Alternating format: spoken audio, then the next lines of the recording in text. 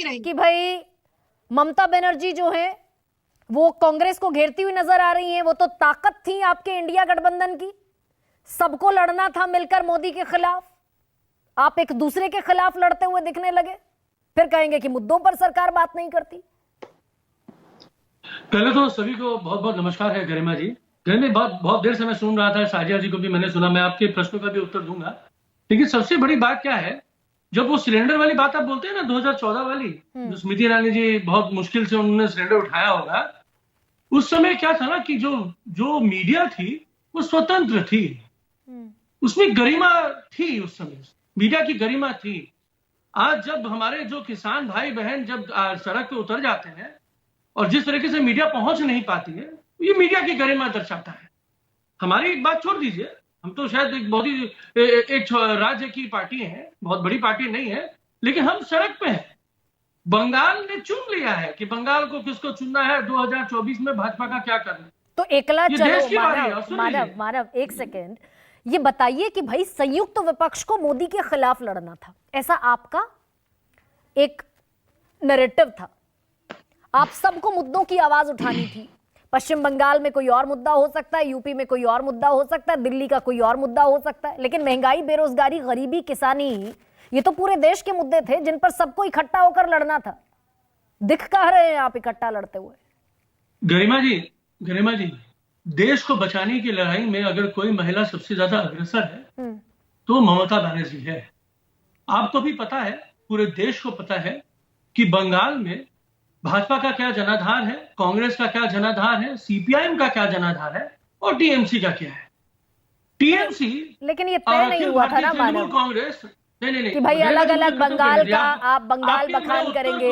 अभी सुनील बैठे हैं, वो यूपी का बखान करेंगे। आपको तो जी नहीं, आपको तो इंडिया के तहत लड़ना था।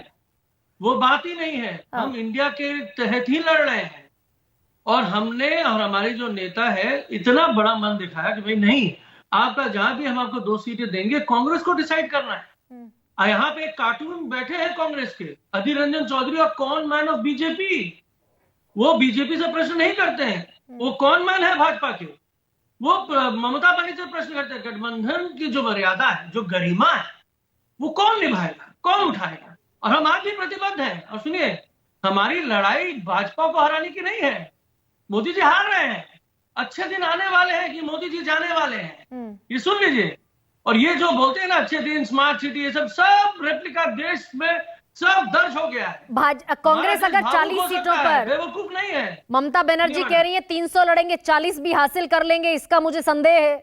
आप कह रहे हैं कि मोदी जी चले जाएंगे। कांग्रेस अगर 40 भी नहीं हासिल करेगी तो 200 सीटें तो कांग्रेस को लड़नी है भाई।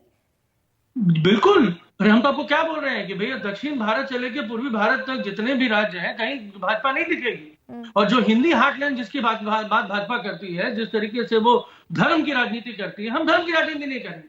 हमारा वो टेरेन नहीं है, क्योंकि हम हर धर्म का सम्मान करते हैं। हम ये नहीं है कि हम इस धर्म में जाएंगे, उस धर्म में जाएंगे, ऐसा नहीं है। हम कर्म की राजनीति कर रहे हैं।